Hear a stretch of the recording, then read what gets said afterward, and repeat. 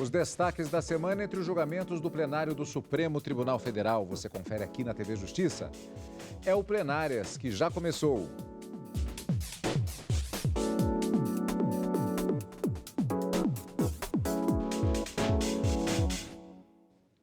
Hoje com os principais momentos das sessões dos dias 12 e 13 de fevereiro de 2020. Karina, mais uma semana de julgamentos, uma grande quantidade de julgamentos, até por conta da sessão plenária da quinta-feira, em que houve uma sucessão das chamadas listas dos ministros com vários temas abordados, iniciados julgamentos em perspectiva de julgamento nas próximas sessões plenárias do Supremo.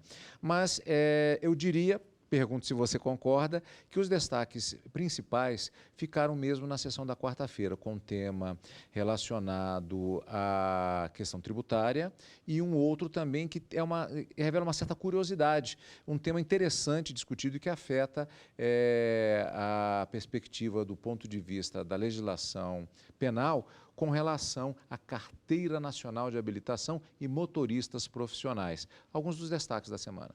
Sem dúvida alguma, a sessão da quarta-feira chama muito mais atenção do que a sessão da quinta, em que várias ações diretas de inconstitucionalidade tiveram o julgamento concluído e outras várias suspensos em razão de pedido de vista ou então adiantamento de uma sustentação oral de um procurador de justiça que estava presente aqui no plenário do Supremo Tribunal Federal, mas que não poderia fazer a sustentação oral na semana que vem. Então, aproveitou para pregoar aquela ação direta de inconstitucionalidade, aproveitar a sustentação oral do representante do Ministério Público do Estado do Mato Grosso para dar continuidade do julgamento na semana seguinte, na próxima semana.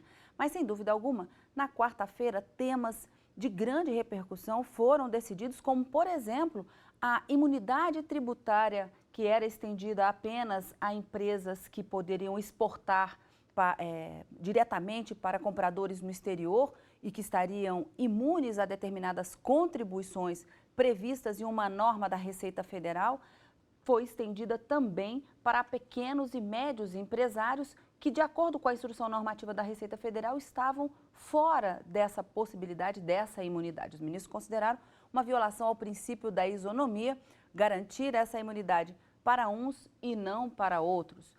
Um outro tema, como você disse, de um julgamento bastante rápido, mas que acaba trazendo uma repercussão muito grande em relação a acidentes de trânsito, foi justamente a reforma de uma decisão do Tribunal de Justiça de Minas Gerais, que acabou cancelando a decisão de primeira instância que determinava a suspensão da carteira de habilitação de motorista profissional que teria sido condenado por homicídio culposo em razão de uma colisão junto com um motociclista que acabou levando a óbito aquela vítima. Então, os ministros reconsideraram a decisão de primeira instância, dizendo que a suspensão da habilitação e do direito de dirigir pelo prazo fixado na sentença primeira, na sentença de primeiro grau, não seria uma decisão desproporcional, desmedida, e, nesse sentido, acabaram fundamentando na relativização dos direitos fundamentais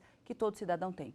É direito de todos exercer a liberdade de profissão, mas, por outro lado, é preciso que essa profissão atenda os requisitos legais e, uma vez infringidos, deve ser punido, e a suspensão de direitos é uma previsão também da Constituição no artigo 5º, enquanto um direito fundamental à individualização da pena e que está previsto no Código Brasileiro de Trânsito. Mas um outro tema que chamou a atenção, mas que deve ser retomado na semana seguinte, já prometido pelo ministro Dias Toffoli, e que também foi pautado na quarta-feira, trata-se do início da contagem do prazo de decadência para a administração pública analisar e rever os seus próprios atos quando observar uma certa ilegalidade. O caso envolvia a aposentadoria de um servidor que conseguiu essa aposentadoria por meio de um decreto publicado em 1997 e 6 anos depois, em 2003, o Tribunal de Contas da União considerou que aquela aposentadoria era ilegal.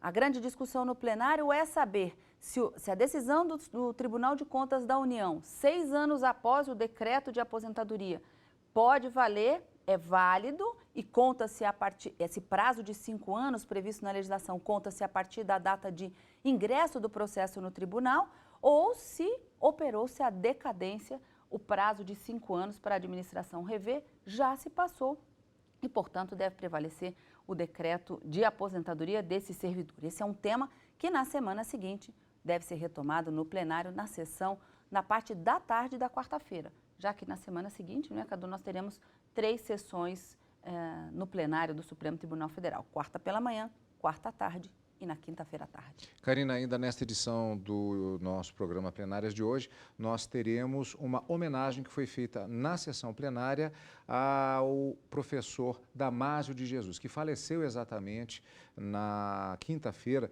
e por isso houve uma menção do ministro Alexandre de Moraes em relação a este falecimento. Professor Damásio de Jesus, acho que todo mundo no Brasil estudou direito penal por meio das obras dele e houve essa citação, essa homenagem feita pelo ministro Alexandre de Moraes. E ainda nessa edição também, entrevista exclusiva do presidente do Supremo Tribunal Federal e do Conselho Nacional de Justiça, ministro Dias Toffoli.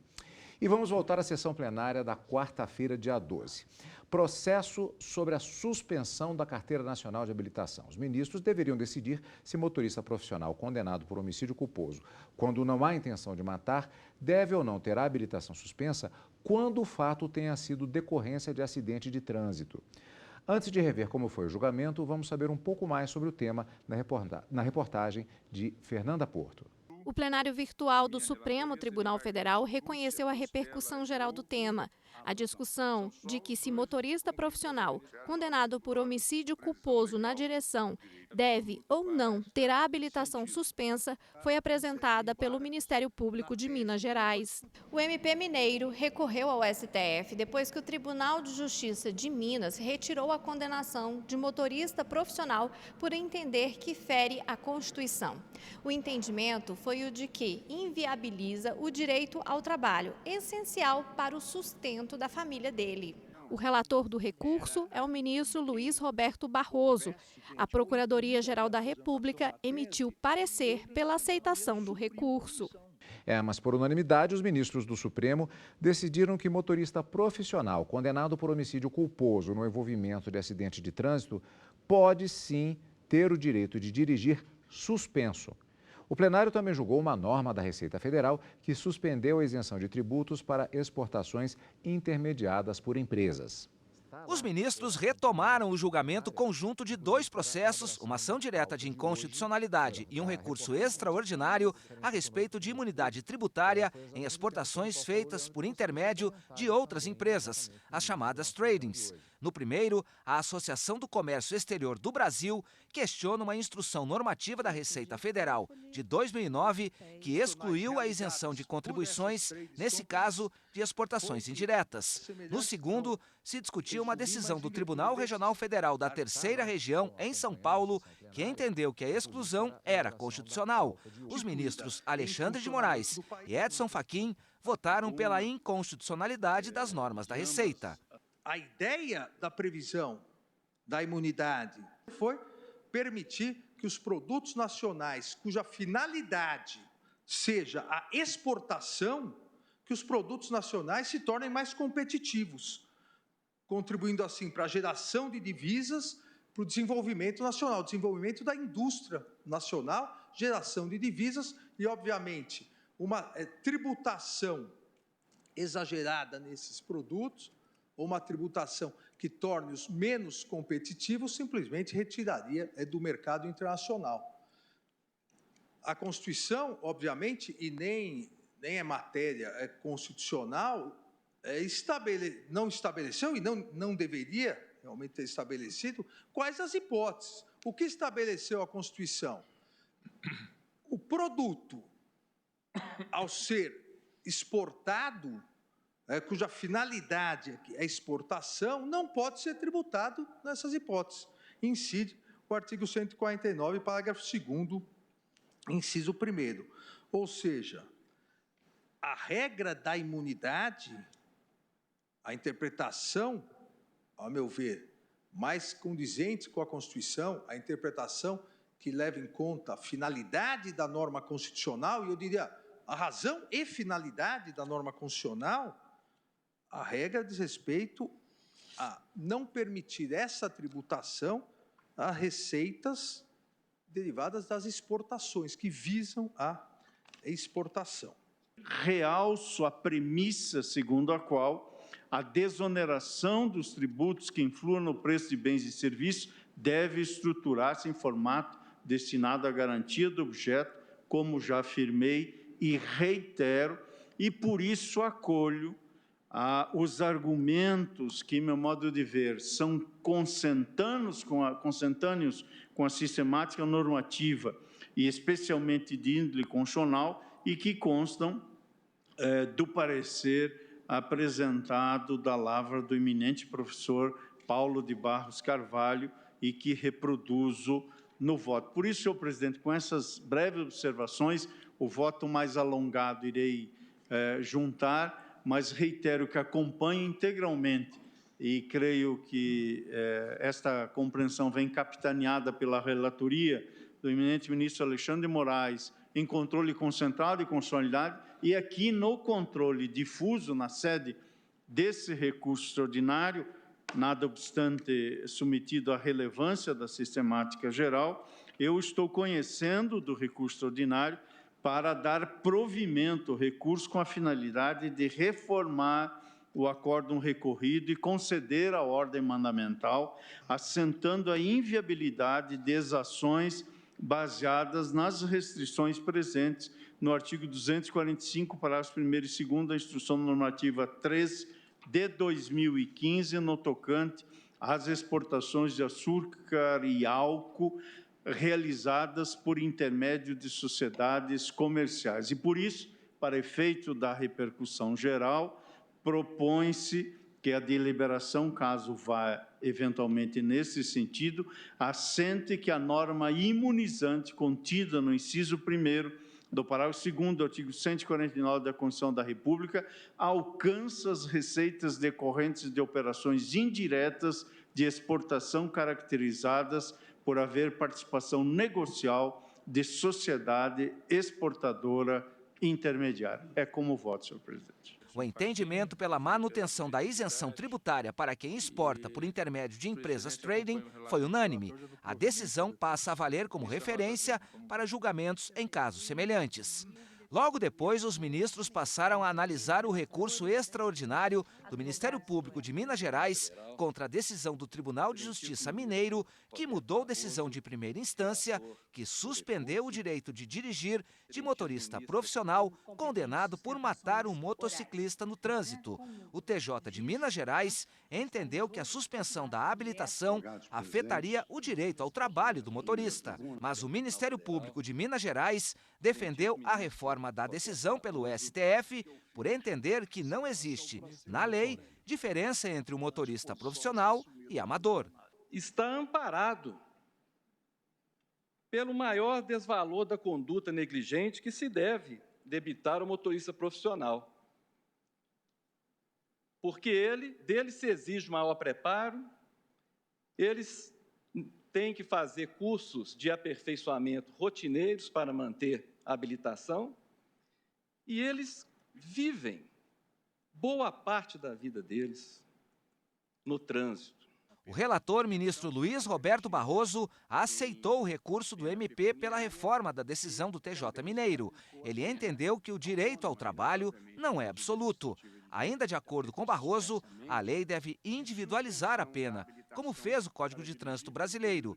E, por fim, que a aplicação da suspensão do direito de dirigir é medida proporcional. Suspender a habilitação é um meio que não é excessivo nem absurdo, porque é por prazo determinado, e acho que a proporcionalidade em sentido estrito, porque esta pessoa fica impedida de dirigir e não de trabalhar, e, portanto, terá, eu sei que o mercado de trabalho nesse momento é um problema, mas ele não está impedido de trabalhar em qualquer outra atividade. Sempre lembrando, presidente, que a pena prevista é pena privativa de liberdade. Portanto, quando você priva fisicamente a liberdade de alguém pela pena corporal, ela não pode dirigir, não pode trabalhar, não pode sair.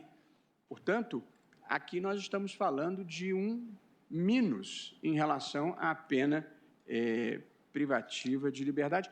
E em outras normas legais punitivas, como, por exemplo, a lei de falências, impede que o comerciante que tenha falido possa voltar à atividade.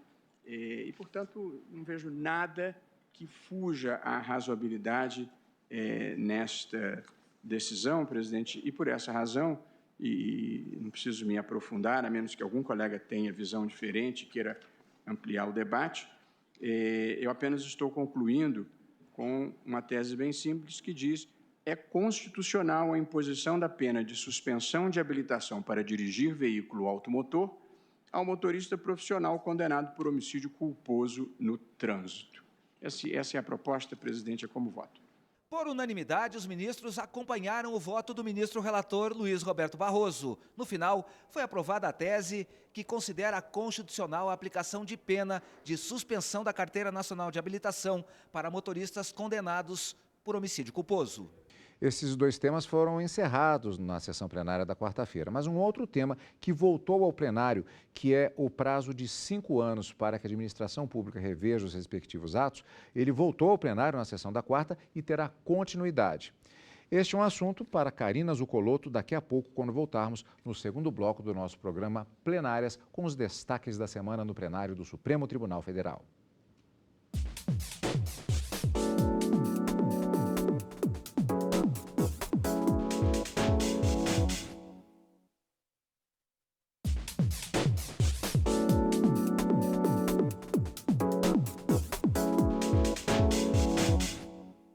Estamos de volta com os destaques dos julgamentos do plenário do Supremo Tribunal Federal nos dias 12 e 13 de fevereiro de 2020, quarta e quinta-feira, respectivamente.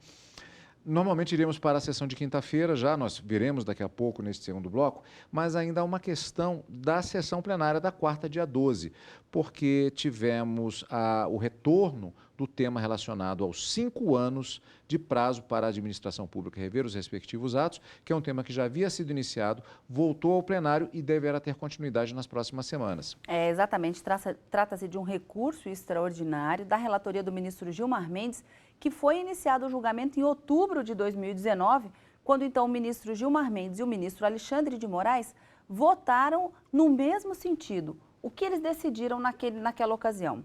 Que o início da contagem desse prazo de 5 anos para que o Tribunal de Contas da União pudesse rever aquela aposentadoria concedida ao servidor que teve o seu decreto de aposentadoria publicado em 1997 e a decisão do Tribunal de Contas se deu apenas em 2003, portanto 6 anos após, entenderam que não teria ocorrido a decadência, o prazo decadencial de 5 anos, impossibilitando, portanto, a reforma daquele decreto de aposentadoria. Para eles, o início da contagem desse prazo de 5 anos deve ser a partir do momento em que o processo ingressa no tribunal. Então, o Tribunal de Contas teria, a partir do ingresso do processo para a reanálise do ato, 5 anos para fazê-lo. Ultrapassado esses 5 anos, o TCU já não poderia mais rever aquele ato, tornando ele incólume, garantindo então o princípio da segurança jurídica.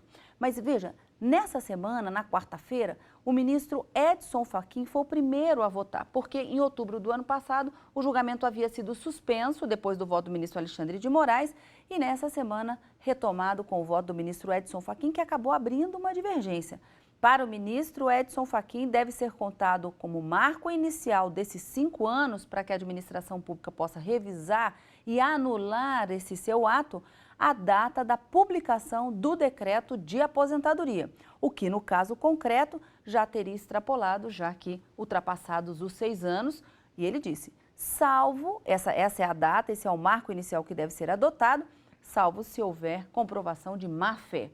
O julgamento foi suspenso mais uma vez, mas aqui nesse caso, a pedido do próprio relator, ministro Gilmar Mendes, depois que algumas considerações no plenário foram feitas, como, por exemplo, processos que ingressam no Tribunal de Contas da União e que 20 anos depois que veio uma decisão, o servidor, o cidadão brasileiro não poderia ficar à mercê de tanto tempo aguardando uma decisão do Tribunal de Contas. Então, julgamento suspenso mais uma vez, mas a promessa de retomada na semana seguinte, na sessão plenária da quarta-feira, no período da tarde. Bom, esse também foi um dos destaques da sessão plenária da quarta-feira, a última, dia 12 de fevereiro. Na sessão plenária de quinta-feira, dia 13 de fevereiro, os ministros do Supremo julgaram processos em listas. Vamos ver quais eram os destaques previstos para aquela sessão. Sob relatoria do ministro Alexandre de Moraes, uma ação do PSL que questiona a lei do estado de Tocantins, que cria o Grupo de Atuação Especial de Combate ao Crime Organizado no Ministério Público do Estado. Segundo o Diretório Nacional do Partido Social Liberal, a Constituição Federal prevê que quem deve legislar sobre direito penal e processual é a União. Deve ser analisado também processo do Conselho Federal da Ordem dos Advogados do Brasil contra duas leis do estado da Paraíba. Elas alteram valores de custas judiciais e taxas judiciárias devidas ao estado.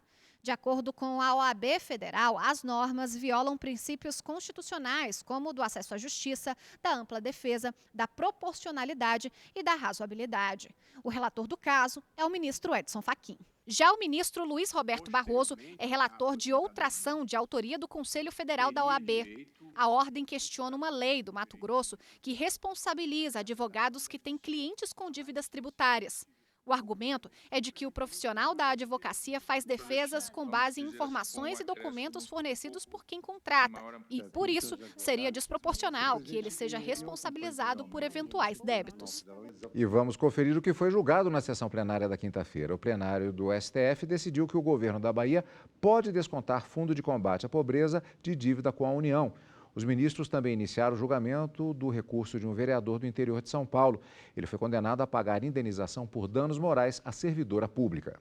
A primeira ação a ser julgada pelo plenário do Supremo foi de autoria do governo da Bahia, que questionou a inclusão do recurso de um fundo estadual de combate à pobreza no cálculo da dívida que o Estado tem com a União. Além disso, a ação pede que o dinheiro, aproximadamente R$ 1,5 milhão por mês, fosse descontado do que o Estado tem que investir obrigatoriamente em saúde e educação. Para o relator ministro Marco Aurélio, o dinheiro do fundo deve ser abatido da dívida. Julgo procedente o pedido para condenar a União a ressarcir os valores pagos a maior a título de amortização da dívida pública nos exercícios de 2002, 2003 e 2004, mediante compensação da diferença com débitos futuros. Mas o ministro entendeu que o dinheiro do Fundo de Erradicação da Pobreza não pode ser descontado do investimento mínimo que o Estado tem que fazer em saúde e educação. Por unanimidade, os ministros concordaram com o relator. Uma coisa é a exclusão para fins de amortização, para fins do total da dívida pública do Estado com a União. Obviamente, estaria a União dando com uma mão e retirando com a outra. Mas o Estado está obrigado a computar esse valor, esse plus que recebe do Fundo de Erradicação, Combate e Erradicação da Pobreza, é obrigado a computar na receita total e aí para a educação e saúde. Os ministros também analisaram um recurso apresentado por um vereador do município de Lorena, no interior de São Paulo, que pediu a revisão de uma decisão do Tribunal de Justiça do Estado de São Paulo. O TJ paulista condenou o vereador a pagar a indenização de R$ 84 mil por danos morais a uma servidora pública que ocupava o cargo de secretária de Finanças do município. O vereador, que é advogado, fez a própria defesa. Ele reconheceu ter feito as críticas, mas invocou a imunidade parlamentar. Porque eu não critiquei uma pessoa fora da administração.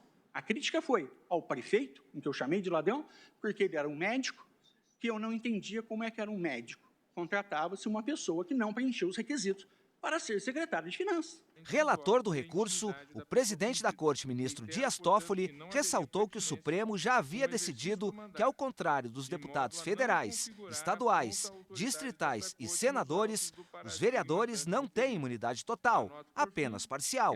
Mesmo rejeitando a ação, o ministro lembrou que nas cidades do interior, os agentes políticos ficam ainda mais vulneráveis às pressões do poder constituído.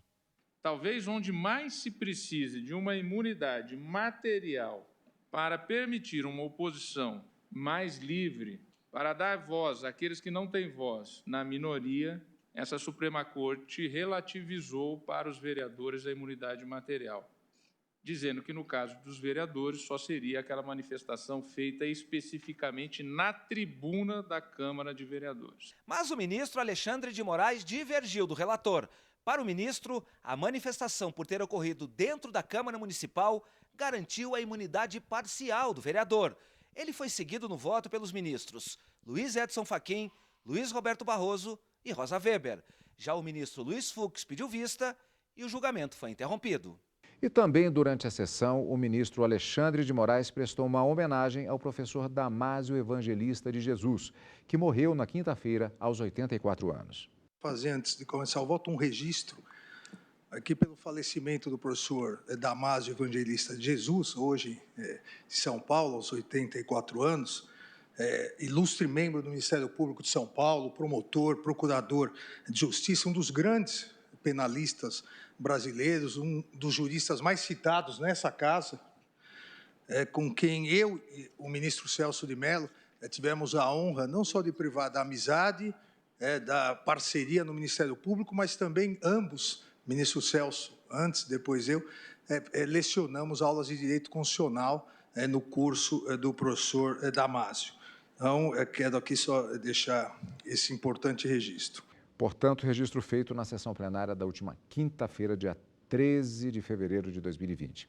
E a Suprema Corte Brasileira e o Conselho Nacional de Justiça fazem um esforço contínuo para melhor atender o cidadão, melhorando os serviços prestados não apenas no Supremo, mas em todo o Judiciário.